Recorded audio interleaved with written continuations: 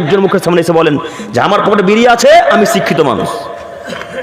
আমি আপনাকে এমনি চ্যালেঞ্জমূলক কথা বলতে আসিনি, আপনাকে আমি অনুরোধ করে বলতে চাচ্ছি নীতি পরিবর্তন করেন।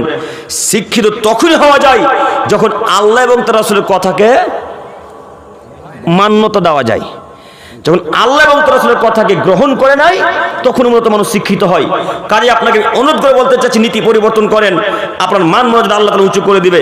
শেষ পর্যায়ে আল্লাহ তাআলা বললেন আল্লাহু বিমা তা'মালুনা খবীর। হে আদমের ছেলে মেয়ে তোমরা শোনো, তোমরা যেখানে যে কর্ম করবে করো না কেন, আমি আল্লাহ তাআলা সবকিছু খবর রাখি।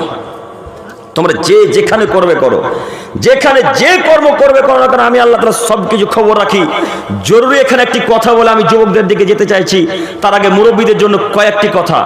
ও মুরব্বী সাহেব, একটু আপনি আমার দিকে দেখেন তো, আপনার বিদ্যা যে কত কাজ করে তা আমিও বুঝতে পারলাম না। একটু আপনাকে দেখাই, একটু দেখেন, আপনারাও তাকান, ওই দিক থেকেই তাকান। এটা মনে করেন জমি, প্রত্যেকটা জমির তো চার কোণা থাকে না, থাকে কি? তো এটা মনে করেন চার কোণা জমি আমার। মুরব্বী সাহেব আপনাকে বলছি, ওই ভিটা বুঝেন আপনারা? ভিত কাটেন কি বলেন ওটাকে? যখন ওই ধান লাগান তখন ওই সাইডের ঘাসগুলা কপিয়ে কপিয়ে কাটেন, কি বলেন? ভিত আইল কাটেন না?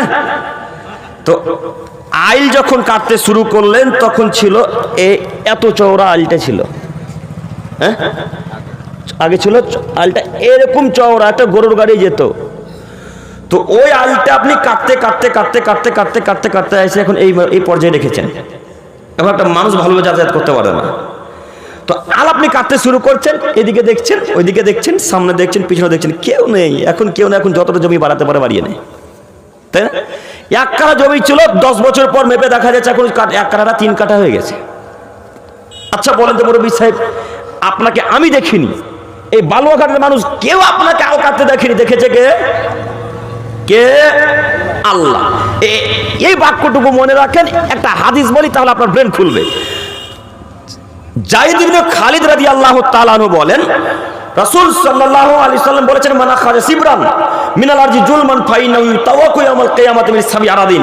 হে আদমের ছেলে মেয়ে তোমরা শোনো, যদি কোনো মানুষের জমি জায়গা অর্ধহাত জোরপূর্বক দখল করে নাই, যদি কোনো মানুষের জমি জায়গা জোরপূর্বক অর্ধহাত দখল করে নেই, অর্ধহাত, 1 কাঠা নয়, 1 হাতও নয়, অর্ধহাত, আধ হাত, কথা বুঝাচ্ছে না?